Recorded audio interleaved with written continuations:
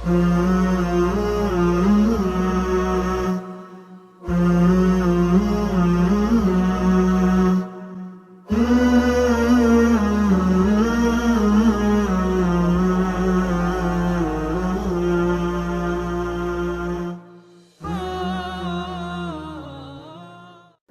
परिषद Urdu upper primary school Malkapur Pangra taluka Sindkhed Raja ज़िला बुल्ढाना की एक तालिबा अज़मीना स्कूल की छुट्टी होने के बाद अपनी साइकिल से घर जा रही है। रास्ते में अचानक उसकी साइकिल पंक्चर हो जाती है। ये देखिए यहाँ पर अज़मीना की साइकिल पंक्चर हो गई है। अज़मीना, क्या आपके पास पंक्चर निकालने के लिए पैसे हैं? नहीं। हाँ, तो आप क्या करोगे? यहाँ पर देखिए उसकी कुछ सहेलियाँ, फ्रेंड्स यहाँ पर हैं। आप इनसे उधार लीजिए, बाद में इनको वापस दे देना, ठीक है? लीजिए। हाँ, कितने दिए मुस्कान आपने? 5। ओके। सादिया, आपने कितने दिए? 5 रुपये। और अयान? 5। आपने 5। ये यहाँ पर अज़मीना के फ्रेंड्स हैं।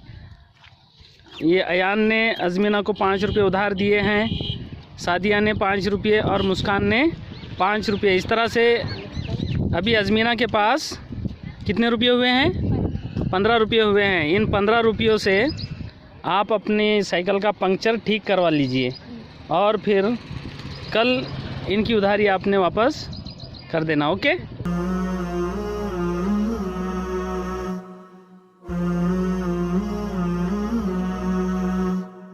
तो अज़मीना अभी नसीम साइकिल स्टोर्स, जो हमारे जलील भाई का साइकिल स्टोर्स है मलकापुर पांगरा के, यहाँ पर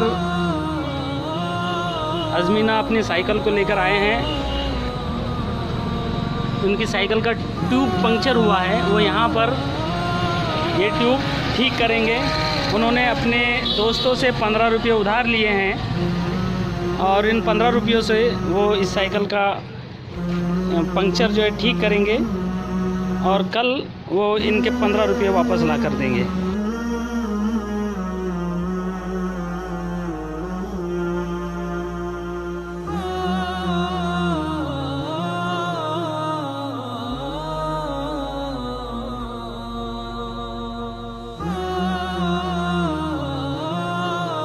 प्यारे बच्चों, सही आदात की ज़रब और तकसीम, ये सबक हमारा चल रहा है। Multiplication and division of integers, पूर्णांक संख्यांचा गुणाकार व भागाकार। आइए समझ लें, इस उन्वान के तहत सही आदात की ज़रब करना हम सीख रहे हैं। अभी अभी हमने जो एक सरगर्मी की है जिसमें अज़मीना की साइकिल पंक्चर हो गई थी, उसके पास पंक्चर ठीक करवाने के लिए रुपये नहीं थे, तो उसके फ्रेंड्स जिसमें सादिया, मुस्कान और अयान, तीनों ने उसे 5-5 रुपये उधार दिए। इस तरह से उसके पास 15 रुपये जमा हुए और उन 15 रुपयों के ज़रिए से उसने अपना पंक्चर ठीक करवाया। इस तरह अज़मीना पर 15 रुपये उधारी हो गई, यानी अज़मीना के पास अभी मनफी 15 रुपये है। उधारी के रुपयों को हम मनफी की अलामत के साथ लिखते हैं। ये उधारी किस तरह है? मनफी 5 रुपये उसके पास सादिया के हैं, यानी 5 रुपये सादिया की उधारी उस पर है। मनफी 5 रुपये जमा 5 रुपये उसे मुस्कान ने दिए थे, तो मनफी 5 रुपये उसके पास जो है वो मुस्कान के हैं, और जमा मनफी 5 रुपये अयान के उसके पास है। इस तरह से मनफी 5 जमा मनफी 5 जमा मनफी 5 कुल मिलाकर मनफी 15 रुपये उसके पास हैं। मनफी 15 रुपये उसके पास है, इसका मतलब 15 रुपये उधारी उस पर है, उसे ये 15 रुपये अदा करने हैं। मनफी 5 जमा मनफी 5 जमा मनफी 5 कुल मिलाकर होते हैं मनफी 15। इसी को हम इस तरह भी लिख सकते हैं, मनफी 5 ज़रब 3 बराबर मनफी 15। 3 पंजे 15 और ये -15, -5, -5, -5। -5 को 3 मरतबा जमा करने के बजाय हम -5 को ज़रब 3 लिखकर भी -15 लिख सकते हैं। तो इस तरह से -5 ज़रब 3 यानी -5 ज़रब -3 होते हैं -15।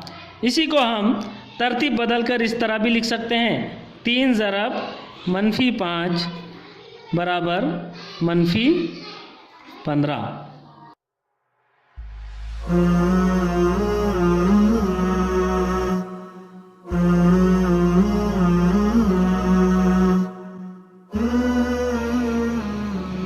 प्यारे बच्चों, सही आदात का ज़रब हम सीख रहे हैं। यहाँ पर हम पहाड़ों के ज़रिए सही आदात के ज़रब को समझेंगे। जैसे कि आप जानते हैं कि पहाड़े क्या होते हैं। 2 का पहाड़ा, जैसे 2 1 2, 2 2 4, 2 3 6, 2 4 8। मुस्बत आदात के पहाड़े आपको याद हैं। यहाँ पर मनफी आदात के पहाड़े लिखे हुए हैं। ये पहले सुतून में देखिए, यहाँ से, कहाँ से, ये यहाँ से -5 का पहाड़ा यहाँ पर बना हुआ है। -5 ज़रब 1 यानी -5, -5 एका -5, -5 दूनी -10, -5 तिया -15। इस तरह से ये -5 का पहाड़ा यहाँ पर लिखा हुआ है। इसमें ख़ास बात ये है कि -5 ज़रब 1 से नीचे -5 ज़रब 2, -5 ज़रब 3, -5 ज़रब 4 इस तरह लिखा हुआ है। लेकिन ऊपर की जानिब -5 ज़रब 0 है। यानी हम जानते हैं 1 से बड़ा 2, 2 से बड़ा 3, 3 से बड़ा 4 होता है। लेकिन हम ये भी जानते हैं कि 1 से छोटा 0, 0 से छोटा -1, -1 से छोटा -2, -2 से छोटा -3। तो यहाँ जो पहाड़े लिखे हुए हैं ये मुस्बत आदात की जानिब भी है और मनफी आदात की जानिब भी है। सीधी जानिब भी है और उल्टी जानिब भी है, दाएं जानिब भी है और बाएं जानिब भी है। तो इस तरह के ये पहाड़े हैं। तो यहाँ पर देखिए -5 ज़रब 1 -5 होता है, ये तो हम समझ गए अभी। -5 ज़रब 2, 2 पंजे 10, -10, -5 ज़रब 3, -15, -5 ज़रब 4, -20। यहाँ तक समझ गए आप। अब यहाँ से जब हम ऊपर जाएंगे तो -5 ज़रब 1 के ऊपर -5 ज़रब 0। तो 0 से किसी को भी ज़रब देने पर जवाब क्या होता है? 0 होता है। तो यहाँ पर 0 आ गया। अब उसके ऊपर -5 ज़रब -1, ये यहाँ पर -5 ज़रब -1 5 लिखा हुआ है। 5 एका 5। हालांकि ये मनफी है, ये 5 भी मनफी है और ये 1 भी मनफी है, लेकिन यहाँ पर 5 क्यों लिखा हुआ है? तो देखिए यहाँ पर समझिए, यहाँ से हम लेते हैं -5 चौक -20 हुआ है, -5 तिया -15 हुआ है। तो -20 से -20 में अगर 5 जमा करेंगे तो क्या होता है? -15 होता है। -20 में अगर हम 5 जमा करते हैं तो क्या होता है? -15 होता है। क्योंकि अलामतें अलग अलग होगी तो 20 में से 5 कम होंगे, जवाब आएगा 15 और अलामत उसको लगेगी 20 की। अगर -15 में 5 जमा करते हैं तो कितने होते हैं? -15 में 5 जमा करेंगे तो कितने होंगे? अलामतें अलग अलग हैं, 15 में से 5 जाएंगे, जवाब आएगा 10 और अलामत लगेंगी मनफी की। -15 जमा 5 ये हो गए -10। अब -10 में अगर हम -10 में और हम 5 जमा करते हैं तो कितने होंगे? 10 में से 5 कम होंगे, -5। -5 में फिर हम अगर -5 में अगर 5 जमा करते हैं तो कितने होंगे? 5 में से 5 कम होंगे, 0, और 0 को कोई अलामत नहीं होती। फिर 0 में 5 जमा करेंगे तो कितने होंगे? ये 5। फिर 5 में 5 जमा करेंगे तो कितने होंगे? ये 10। फिर ये 10 में 5 जमा करेंगे तो 15। तो ये जो सिलसिला है, हर ऊपर का अदद नीचे के अदद से 5 बड़ा है। तो इसका मतलब यह है कि -5 ज़रब -1 मुस्बत 5 होता है, -5 ज़रब -2 मुस्बत 10 होता है, -5 ज़रब -3 मुस्बत 15 होता है। यानी दो मनफी आदात को अगर हम ज़रब करें तो जवाब मुस्बत आता है। ये हमें यहाँ पर समझना है। दो आदात की ज़रब कर रहे हो, अगर एक मनफी हो एक मुस्बत हो तो जवाब मनफी आ रहा है, लेकिन अगर दोनों मनफी हो तो जवाब मुस्बत आ रहा है। मज़ीद एक मिसाल हम समझेंगे। यहाँ पर देखिए -6 का पहाड़ा है। -6 का -6, -6 दूनी -12, -6 तिया 18 होते हैं। ये मनफी है इसलिए -18, -6 चौक -24। अब ऊपर जब हम जाएंगे तो -6 ज़रब 0 0, यहाँ वो 0 मनफी या मुस्बत नहीं होगा। उसके बाद -6 ज़रब -1 क्या होगा? यहाँ मुस्बत 6 होगा, -6 होगा, मुस्बत 6 होगा। दोनों मनफी हो तो मुस्बत 6 होता है जवाब, क्योंकि -24 से बड़ा -18, -18 से 6 बड़ा -12, -12 में 6 मिलाए -12 में जमा 6 करेंगे -6 आएगा, -6 में जमा 6 करेंगे 0 आएगा, 0 में 6 जमा करेंगे 6 आएगा, फिर 6 में 6 जमा करेंगे तो यहाँ 12 आएगा, फिर 12 में 6 जमा करेंगे तो यहाँ 18 आएगा। तो इस तरह -6 ज़रब -1 मुस्बत 6, -6 ज़रब -2 मुस्बत 12, -6 ज़रब -3 मुस्बत 18। उसी तरह यहाँ -7 का पहाड़ा है। तो यहाँ अब हम यहाँ से शुरू करते हैं। -7 ज़रब -3 कितना होगा? 7 तिया 21 होता है। मनफी या मुस्बत? मुस्बत 21 होगा, क्योंकि दोनों मनफी है। -7 ज़रब -2 7 दूनी 14, ये मुस्बत होगा। मुस्बत की अलामत आप लगा भी सकते हो और नहीं भी लगाए तो कोई फ़र्क नहीं पड़ता। -7 ज़रब -1 मुस्बत 7, 7 एका 7, -7 ज़रब 0 0, -7 एका -7, -7 दूनी -14, -7 तिया -21, -7 चौक -28। तो इस तरह से इन पहाड़ों के ज़रिए से हमें ये समझना है कि अगर दो आदात की ज़रब करना हो और दोनों में से कोई एक मनफी हो तो जवाब मनफी होता है, और दोनों मनफी हो तो जवाब मुस्बत होता है। तो ये मेरी समझ में आ गया, या ये हमारी समझ में आ गया। अभी अभी हमने जो मिसाल देखी है और पहाड़ों को समझा है, मनफी आदात के पहाड़ों को, तो हमारी समझ में ये बात अच्छी तरह आ गई है कि अगर दो सही आदात का ज़रब करना हो और दोनों भी मुस्बत आदात हो, मुस्बत आदात को मुस्बत आदात से ज़रब देने पर जवाब मुस्बत आदात होता है, और दोनों में से अगर एक मनफी हो तो जवाब मनफी होता है। पहला आदत अगर मुस्बत है, दूसरा आदत अगर मनफी है तो जवाब मनफी आदत आएगा। पहला अगर आदत मनफी आदत है, दूसरा अगर मुस्बत आदत है तो जवाब मनफी आदत ही आएगा। मतलब ये कि दोनों में से कोई एक मनफी हो तो जवाब मनफी होगा। लेकिन एक ख़ास बात यह है कि दोनों अगर मनफी हो, पहला आदत भी मनफी हो, दूसरा आदत भी मनफी हो, तो दोनों मनफी आदत का हासिल ज़रब मुस्बत आदत होता है। ये बहुत इम्पोर्टेंट है। तो यहाँ पर हमारी समझ में आ गया है, दो मुस्बत सही आदात का हासिल ज़रब मुस्बत सही आदत होता है। एक मुस्बत सही आदत और एक मनफी सही आदत का हासिल ज़रब मनफी सही आदत होता है। दो मनफी सही आदात का हासिल ज़रब मुस्बत सही आदत होता है।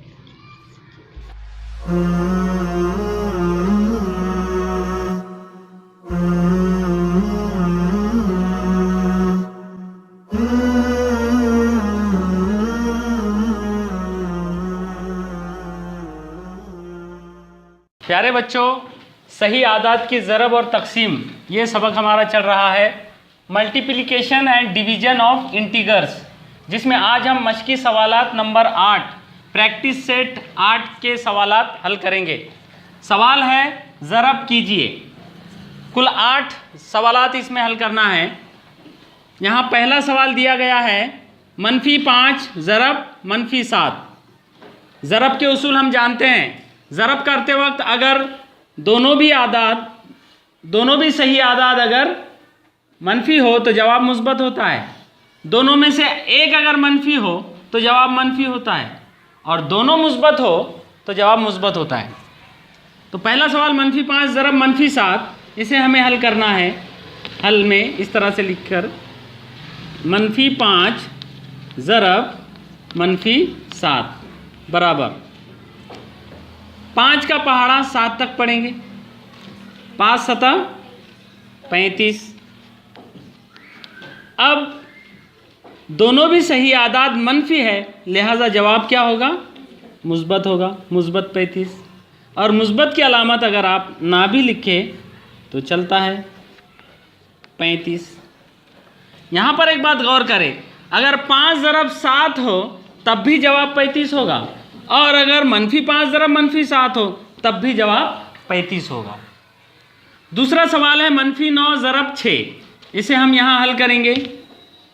सवाल दोबारा लिखेंगे, -9 ज़रब 6 बराबर, अब 9 ज़रब 6 हम करेंगे, 9 6 की 54 जवाब आएगा। अब इसको अलामत मुस्बत की लगेगी या मनफी लगेगी? तो उसूल ये कहता है ज़रब का कि दोनों में से अगर एक सही अदद अगर मनफी हो तो जवाब मनफी होता है। यहाँ पर 9 मनफी है, 6 मुस्बत है, लिहाजा जवाब होगा मनफी में। अब यहाँ पर ये नहीं देखना है कि बड़ा कौन है, बड़े की अलामत लगेगी, वो जमा का उसूल है। जमा करते वक्त अगर अलामतें अलग अलग हो तो तफरीक होती है, और बज़ाहिर बड़े नज़र आने वाले अदद की अलामत जवाब को लगाई जाती है। यहाँ पर बड़ा छोटा देखना नहीं है। ज़रब का उसूल यही है कि दोनों में से अगर एक मनफी हो तो जवाब मनफी होगा। यहाँ -54 जवाब हो गया। तीसरा सवाल है 9 ज़रब -4। इसे हम हल करेंगे। दोबारा यहाँ पर हम सवाल लिखेंगे, 9 ज़रब -4 बराबर 9 चौक 36 जवाब होगा। और अलामत कौन सी लगेगी? दोनों को मनफी की अलामत लगेगी। क्यों? क्योंकि दोनों में से अगर एक मनफी हो तो जवाब मनफी होता है। ज़रब करते वक्त जमा तफरीक के उसूल में बड़े की अलामत लगाई जाती है, लेकिन ज़रब के उसूल में दोनों में से कोई एक भी अगर मनफी हो तो जवाब मनफी ही आता है। इस बात को हमेशा हमेशा के लिए आपको याद रखना है। सातवां सवाल है -63 ज़रब -7। इसे हम हल करेंगे। -63 ज़रब -7। अब दोनों भी मनफी है, जवाब क्या होगा? मुस्बत होगा।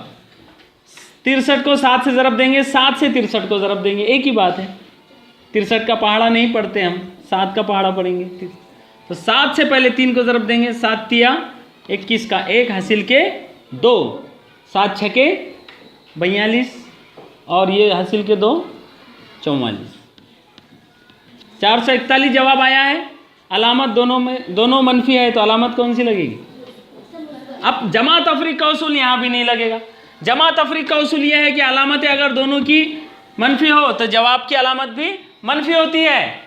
ये जमा तफरीक का उसूल है। लेकिन यहाँ ज़रब का उसूल यह है कि दोनों की अलामतें अगर एक जैसी हो तो जवाब मुस्बत होता है। दोनों की अलामत अगर मनफी हो तब भी जवाब मुस्बत, और दोनों की अलामतें अगर मुस्बत हो तो फिर तो कोई सवाल ही पैदा नहीं होता। तो यहाँ पर दोनों की अलामतें मनफी है, लिहाजा जवाब मुस्बत होगा। और मुस्बत 441 को आप बिना अलामत लगाए भी लिख सकते हैं। इस तरह बकिया 4 सवालात आपको खुद हल करना है। ओके।